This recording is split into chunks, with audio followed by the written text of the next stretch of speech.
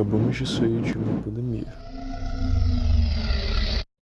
Em 26 de fevereiro, São Paulo confirma o primeiro caso positivo do novo coronavírus no Brasil. Algo que devastou centenas de milhares de negócios e vidas. Chegou à marca assustadora de 1 milhão de casos em menos de 4 meses depois do primeiro caso confirmado. Após isso, a humanidade presenciou um conflito entre dois grandes países. A Rússia começou a invadir a Ucrânia nesta madrugada. Grandes explosões foram ouvidas antes do amanhecer. Conflito esse responsável por impactar de forma negativa diversos países do globo, entre eles o Brasil. Provável que haja escassez de grãos, fertilizantes, petróleo e derivados. O Brasil também passa por um cenário econômico muito delicado e instável. Impossível não notar. Comida, gasolina, energia, está tudo mais caro no Brasil. Onde parece que todas as cartas do castelo irão desabar a qualquer momento. Assim como aconteceu com a Argentina, por exemplo. A fuga dos argentinos rumo ao exterior. Com uma moto, entraram na minha casa e entraram na casa dela para roubar. Em Chegou a 26 de marca fevereiro, assustadora. Comida, gasolina, energia, está tudo mais caro no Brasil. Primeiro caso confirmado. Amanhecer.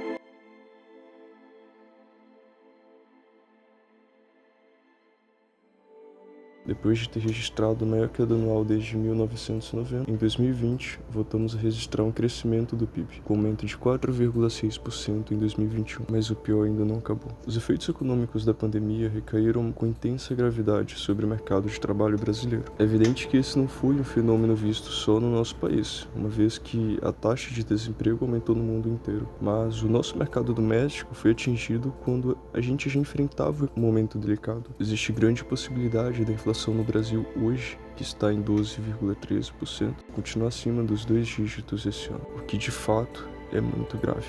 Daqui para frente, a tendência de médio e longo prazo é de desvalorização da moeda brasileira. Isso porque a normalização da taxa de juros nos Estados Unidos, que seria o aumento da taxa básica de juros, e a corrida eleitoral brasileira devem promover bastante volatilidade e uma tendência ao fortalecimento do dólar. De modo geral, temos um grande desafio que vem do setor externo. A guerra na Ucrânia, as taxas de juros nos Estados Unidos e na Europa se mostram como importantes pontos de mudanças na economia mundial. Ambos os eventos jogam contra a moeda brasileira e podem influenciar a cotação do dólar por aqui. Agora que vimos o cenário mais amplo da dificuldade que nosso país enfrenta, talvez o fato de diversas empresas terem sido criadas durante essas crises fique implícitas. Como Dalai Lama uma vez disse, toda ação humana, quer se torne positiva ou negativa, precisa depender de uma motivação. Houve motivo para existir crises econômicas, pandemias, guerras e etc. Mas também houve motivos que resultaram em novas alternativas para empresas e pessoas. O e-commerce brasileiro registrou um faturamento recorde em 2021. Totalizando mais de 161 bilhões de reais, um crescimento de 26,9% em relação ao ano anterior. O número de pedidos aumentou cerca de 16,9%, com 353 milhões de entregas, segundo o levantamento da Neurotrust, empresa responsável pelo monitoramento do e-commerce brasileiro. O volume médio por compra também registrou aumento de 8,6% em relação a 2020, atingindo a média de R$ 455.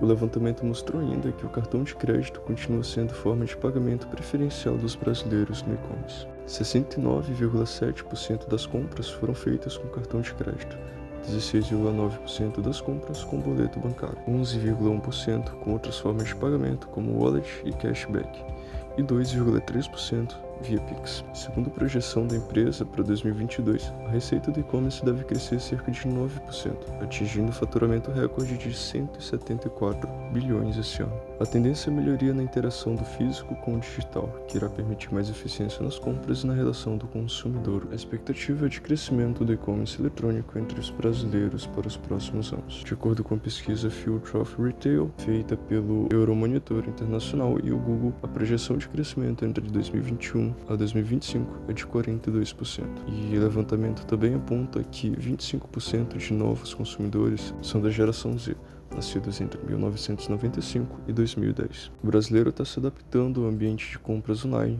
e um ponto bastante curioso é que, embora as restrições da Covid, crise econômica e guerra, o e-commerce concretizou suas projeções de crescimento para os próximos anos, mesmo depois do fim desses eventos. Esse vídeo é patrocinado pela C-Company. A C-Company é uma empresa de edição de vídeo, desenvolvimento de aplicativos, sites e e-commerce. O e-commerce normalmente custa entre 30 e 40 mil por mês, fora custos com atualizações e manutenções, domínio e hospedagem, entre outros. Se você assistiu esse vídeo até o final, você pode desenvolver seu e-commerce investindo apenas R$100 por mês. Além disso, não terá custos com atualizações, manutenções, hospedagens ou domínio. Eles irão custear tudo para vocês, mas não é tão simples assim. Primeiro você precisa clicar no formulário de inscrição que a gente vai deixar na descrição desse vídeo. Após isso, você vai preencher com alguns dados, falar sobre o seu negócio e aguardar 24 horas. Após 24 horas, você vai saber se a sua empresa foi ou não aprovada. Lembrando que haverão 7 vagas por semana. Para ser aprovado, você precisa seguir os seguintes requisitos, que são bem simples, tá? O primeiro é residir no Brasil e o segundo é não ter contratado nenhum serviço ou produto da C-Company.